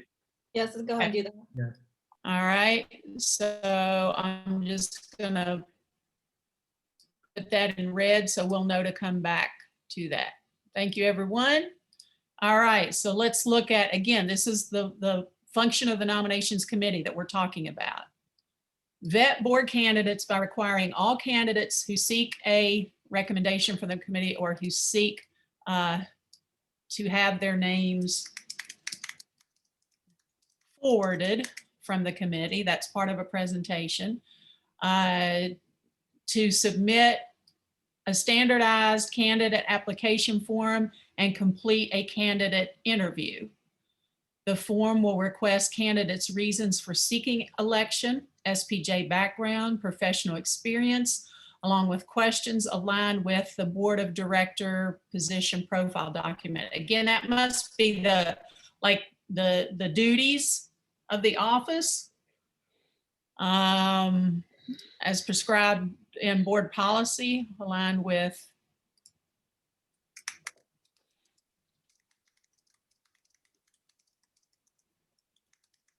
or do we want to say by bylaws?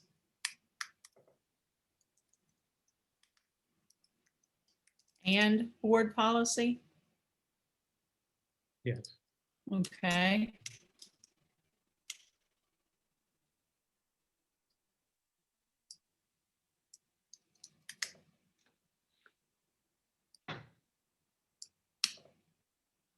The interview will be scheduled at the candidate's convenience in person or online. This may inform our previous bullet point because people need time to set up interviews if we want the NomCom to do interviews. So again, we can add to, subtract from based on what your thoughts are.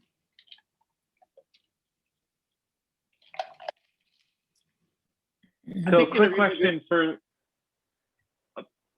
sorry, you go ahead, Jordan. Oh, yeah, thanks. I was because I think interviews are good. I was just hoping from the veterans here, if we could get a handle on what the average amount of candidates that come through that need to be vetted. Like, how significant is that volume? I think that will help us measure how much real time commitment this becomes. Okay, in terms of each year, there is a new president-elect and a new secretary-treasurer every year. There are 2 elected at-large board member vacancies every year. And there are 6 regional coordinator vacancies every year. So that's basically 10 positions. We would like, I think, to have contested elections for every one of those positions. So potentially 20 people there on an annual basis.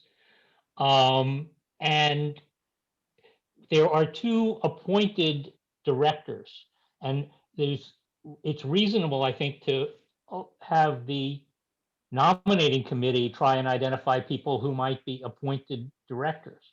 So, but those are one-year positions, so there are 2 of them every year. But that's at the board's discretion, and those positions are intended to be filled by people who have particular skills. So, for example, if one year the board wants to do a deep dive into development, financial fundraising, we might appoint either an outside person or a member of SPJ with extensive experience in fundraising. So that's a different kind of selection process, but at some level, the nominating committee could keep track of those kinds of people. But there are 10 positions that have to be filled every year. Yeah, so Victor, approximately 20. So approximately 20 to maybe 30 on a really active year of candidate vetting is required. Is that kind of what we're looking at? That would certainly 30 would be the outside limit. We have rarely had contested elections at every position. We've had very few contested elections in the past, except this past year there were a bunch of them.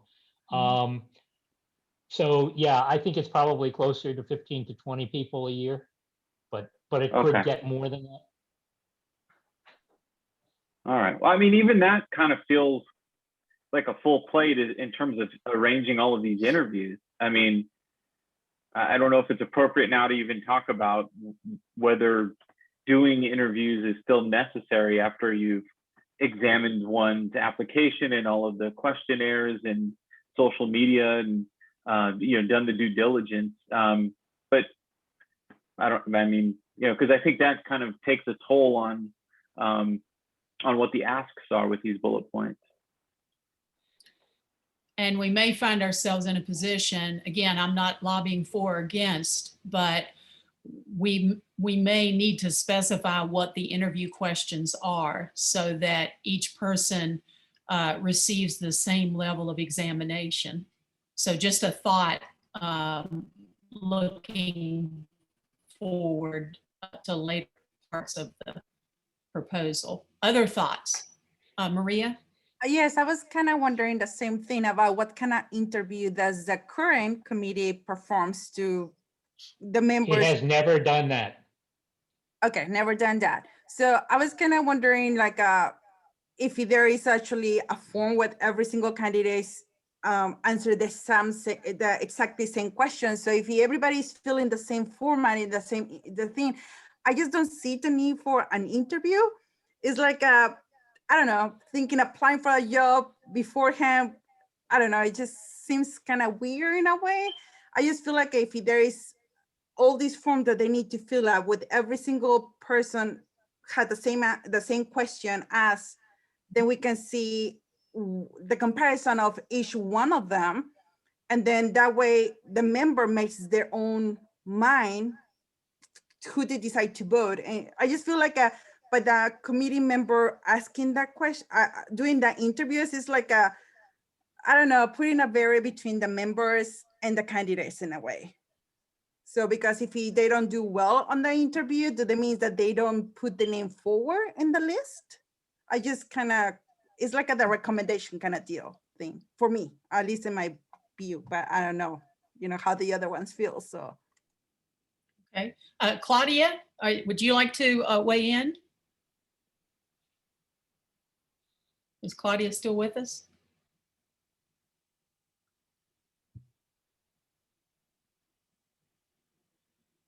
Okay, so I'm gathering that we want to strike a candidate interview from the responsibilities of the NOMCOM. Is that the consensus we're getting?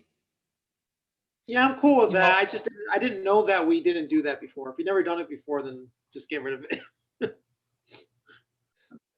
I think whether or not we've done it before, we should ask the question, is it necessary? And yeah. Okay. I wouldn't rule it out. I wouldn't rule it out. I just wouldn't. Do you think there would ever come a time where, because we're not, with this document, we're looking into the future. Do you think there will ever be a time where it may be necessary to have an in-person interview with a candidate? One of the things we can look at later and is one of the items for discussion is how campaigning opportunities are made available. And if we want to deal with someone shall do an interview and then make that available as a podcast. John Ensslin did that of his own interest, former president. And I think someone tried to do some podcast interviews last year, but that could be something that is left to the campaigning portion of this policy. Bob, go ahead. Yeah, no, I was going to say something very similar is, we have had, and that's recommending that those kinds of interviews for putting out as campaign material would be the thing that would be good, rather than having interviews to decide whether somebody should be a candidate, for the committee to decide whether somebody should be a candidate. I think there's value just to have it as a campaign thing for members to be able to watch those interviews. But Maria has a point also, how it could work against a candidate. So As long as it's voluntary, I mean, a candidate could say, I don't want to do that. Well, I don't mean for the candidate, like once they are selected, when they're running an election, I mean, I feel like we can have a forum where they present the views and things like that to the membership, but I just don't feel like the committee should be interviewing them previously before presenting the list to the board. I just feel like if every single one of them is filling out that exact same form with the same question to each one of them, then there is going to be a good comparison of especially if there are two candidates running for the same position. But I mean, there should be a standard form where everybody have answered the same questions and no answering one harder question and the other one doesn't get to answer that. So, but I just feel that for the committee. But I'm totally okay with once the election is up and running and they're promoting themselves, that maybe even SPJ should have like a meet the candidate, organize a Zoom or something where everybody have their 5 minutes to say what what they're running for or the platform or something. But as the committee, I feel like maybe that's not necessary at this particular point. Yeah, that an interview should not be part of the vetting process. Okay. Yeah, right. Other comments? Are we looking now at pulling the vetting process interview out of the requirements? Is that the consensus? That last sentence, yeah. yes. Okay. All right. So what we have now is to submit a standardized candidate application form. The form will request the reasons for seeking election, SPJ background, professional experiences, along with questions aligned with duties of the office as described by, I'll add society bylaws and board policy. Okay. Let's look at this one. Again, instead of recommend, we will say present. No, that whole thing is subjective, and maybe that paragraph should just go. Okay, present a Other list than of to board say- candidates who best fit, whether this number exceeds the available positions open for election is possible and advisable that the committee will recommend more candidates than open seats are available. Well, I think that does kind of go without saying. It will be open to Right. anyone. Any thoughts from anyone else who want to strike this? No, I want to strike that thing, the first sentence. I would think that we should say that the committee should be encouraged to enlist candidates so that enough candidates so that we do have contested elections. That we want to state a preference for contested elections. I want a clarification on this. If I, for example, wanted to run for office and I submit my name and I go through everything, I'm supposed to be the one telling them like, hey, I'm interested in this position, right? Or is the board member or the committee member who's going to say, oh no, you qualify for this, so you will be better for this position or better for this? Or is that actually the candidate who's going to choose and pick which position they are running for? Or what they're interested in running for? I think one of the things that will happen is it should be that you should be able to decide which position you're running for. But I could envision a situation where the committee might say to you privately, we think you have qualifications to do something else. Or you might have a better chance this year of winning if you run for another position than the one you think you want to run for. But that should not be in writing.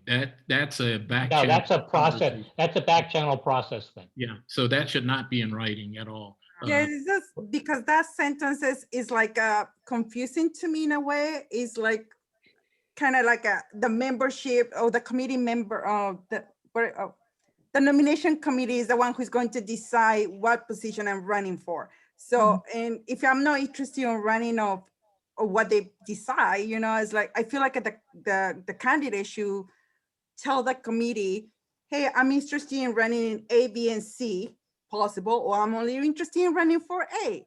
And then that way they have a list of which candidates are running for A, B, C, and D positions, or however, how many they are open. So I just kind of feel like a little awkward with that sentence there. Yeah, as I said, Okay. I think. Do we want to? Go Go ahead, ahead. Bob. No, as I said, I think that Do we want? that most of that should be stricken, and then my preference would be just to say we want to encourage contested elections. So we would love to have more than one candidate for office. My one concern about that, Bob, and I think it's a really, I mean, like, I totally get why, in the spirit of imploring that, is important, but I worry that it almost presents counter to pushing forward people that might not be of the proper credentials to get there, to make it more competitive. And you know, I mean, hypothetically, if there's 10 open positions and there's only, you know, 13 qualified people that, you know, qualified in air quotes there, is there some undue influence or pressure to, like, kind of juice things up to make these all fully contested? And I don't know that that's necessarily where the pendulum would swing, but I think it's sort of understood that that's the sentiment, and the goal is to get contested races, but without necessarily putting it in writing and making it a bit of a sort of a mandate at that point. Yeah, just my thought. I understand that, and I think it's right. But I think if the nominating committee is doing its job, you know, it's going to be sensitive to not putting up candidates who shouldn't be running at the time. But you know, I think it's important to say that this is not that the nominating committee is not supposed to present a slate, which is usually one candidate per office, the way most people think about elections. If the idea is to have choices. We can always attach that at the top as part of the mission of the nominating committee, or as a statement of principle that sort of opens this policy, you know, kind of stating our wherefores and whereases. It is the consensus that I'm getting from the task force to strike this bullet point in its entirety. I'm good on the strike. Okay. All right. So then here we have additionally, and I'm not sure what 501 is, but for those of you keeping track, it is 11:03 Eastern time. So let's see, we have this much left. Do we want to push through Do it fast. This material and then stop? Yeah. And we'll pick up with item 2 next week. Yeah, okay, so I'll recirculate some other documents. Yeah. Okay, it's early out here, so take your time. Well, for those who want to eat some supper, please feel free to go ahead. Those of you who are on the West Coast, because I get grouchy when I get hungry. So, any member meeting the minimum eligibility requirements as outlined in SPJ bylaws, whether or not they seek or receive a recommendation, may stand for election. I think maybe we just want to first say of all, we're taking out the recommendation. member may stand for election. Well, I know. Just hold on a second. Let's look at the spirit here. Do we want to say any member may stand for election? And then here's that 5 days. Okay, so now we're back to a cutoff point. So thoughts, I think we can say any member. other than recommendation. We know that's a taboo word. Right.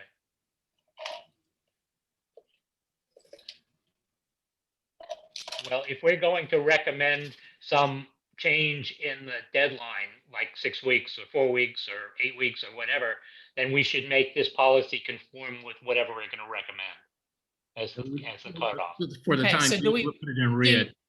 Yeah. Put it in red, Okay. and then we'll revisit. All right. Yeah.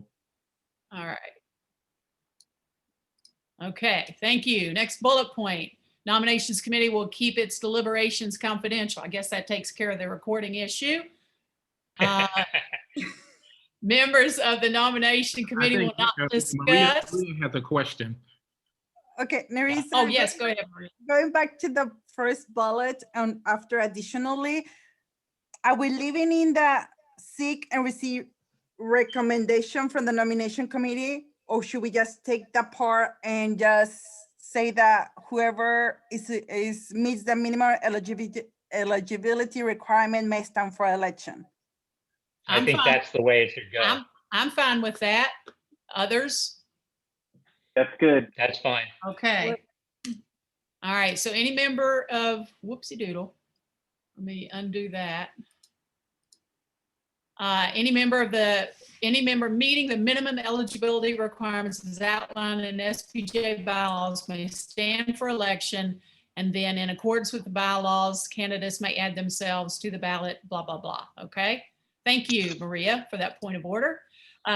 Bullet point 2, keep its deliberations confidential. They will not discuss with SPJ members those deliberations or in any way indicate their preferences for one candidate or another except on their own ballots.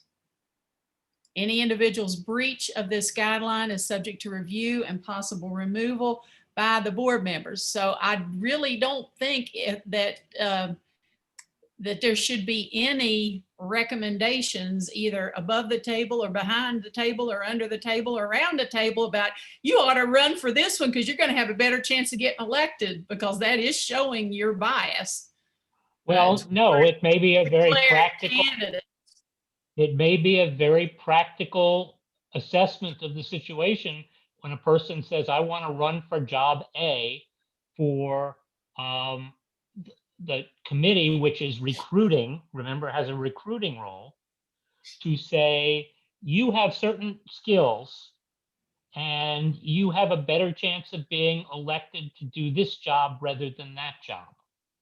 Or you haven't developed, maybe you want to, somebody says, I want to run for at-large director nationally, and maybe the committee says to that person, well, we really need an RC in your region. And since you haven't had very much contact with the national board, it would be better for you to choose to try and develop your contacts in your region as a base for running nationally in the future. Well, I don't think we want to codify, and I don't think we want to encourage that in the spirit of this document, me personally, because I think that does get into nomination committee members showing a preference. I think a general goal among developing talent is to say, here's how you develop the ability to run for, seek, and serve in national office. But the one-on-one stuff, that sounds too much like some of the controversy that got us here, but just saying. All right, moving on. So thoughts on bullet point number 2? Yes, ma'am. Larissa, okay. Could we maybe use a different word instead of deliberation? It just feels like by using that word, we go back to the recommendation. I think this one was written when it was the job, or it was expected of the nomination committee to make a recommendation. So I feel like maybe you should use a different word in terms of just the vetting process, or I don't know, maybe just a different word about the process of vetting and looking for candidates.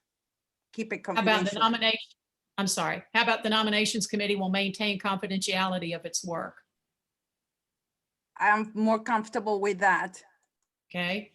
Members of the nominations committee will not discuss with SPJ members those deliberations or in any way indicate their preference.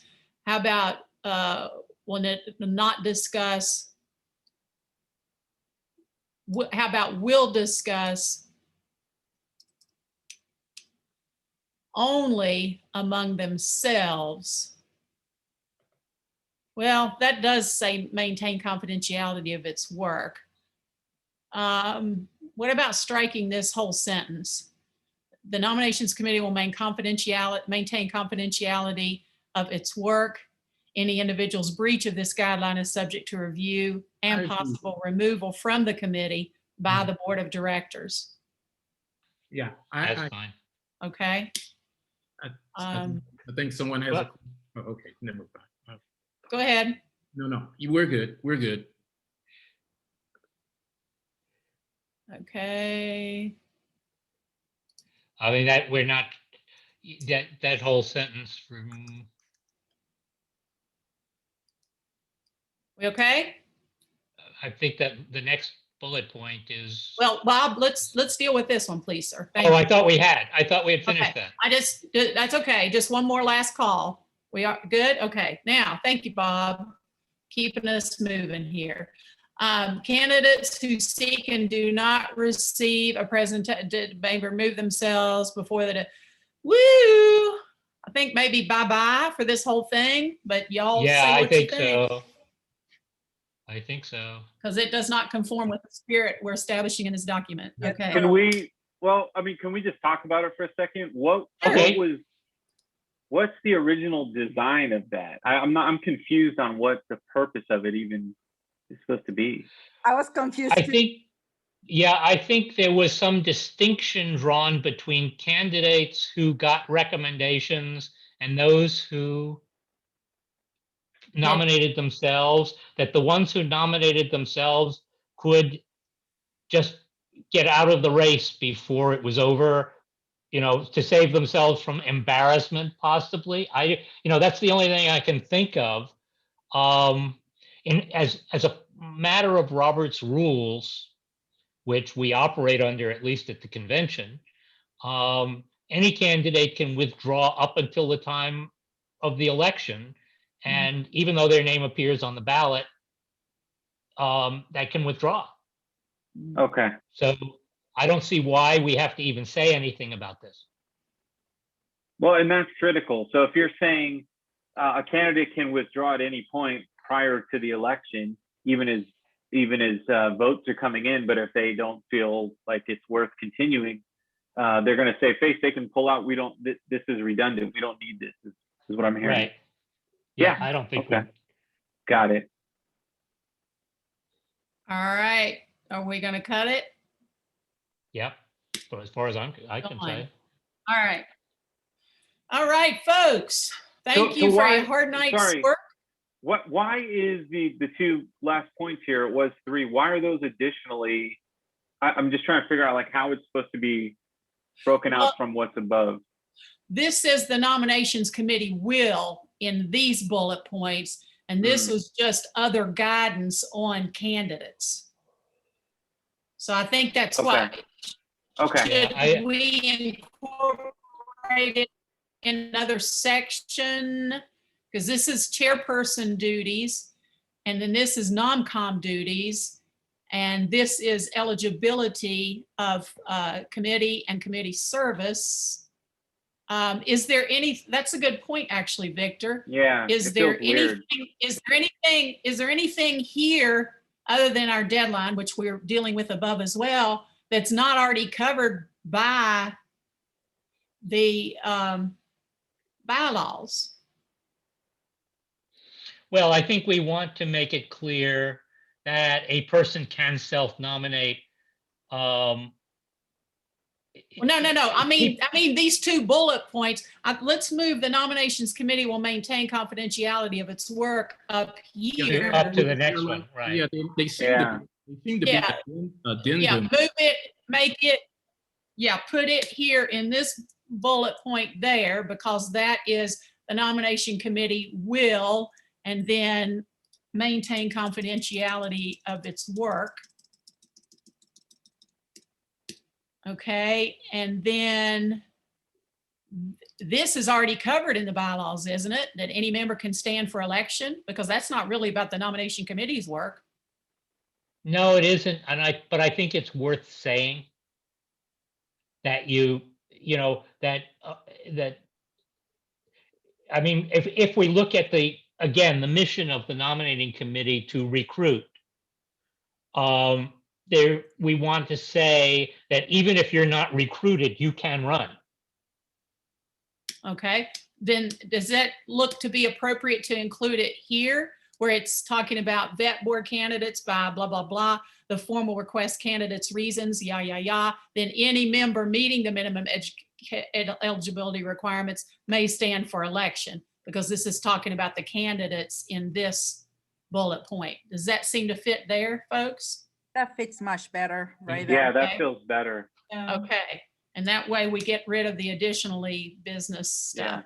Okay, so folks, again, thank you for hard work for tonight. What I will do is I will go ahead and pull the relevant portions of the proposed policy and just put that alone in front of you as a Google Doc. So we'll try to do items 2, 3, and 4. I think this was probably one of the longer ones we'll deal with, and then the actual machinations of the elections procedures will be another long one. But please give some thought in terms of time limits and what you think is appropriate for the committee to do its work. Now that we know what the general timelines are in the SPJ year. And to avoid any undue burden on our already overworked and underpaid headquarters staff and all the concerns that have been previously raised. Well, Larry. Anyone else? Larry, Closing comments? Larry, will you present us with the timeline for the folks at headquarters for the bios and stuff so that we have an idea of how much time they need? Yeah. Actually, I'll talk to Billy and I guess if whoever else is part of it and get that to you guys. I'll try to get that to you by Friday, just so you have that to kind of ready for your next discussion. Just as an aside, though, one of the things that we're going to be talking about when we get to campaigning is what resources SPJ is going to provide candidates to reach the membership. And so, it's not only the bios, but it's when SPJ can send out candidate email or candidate things that go to the membership generally.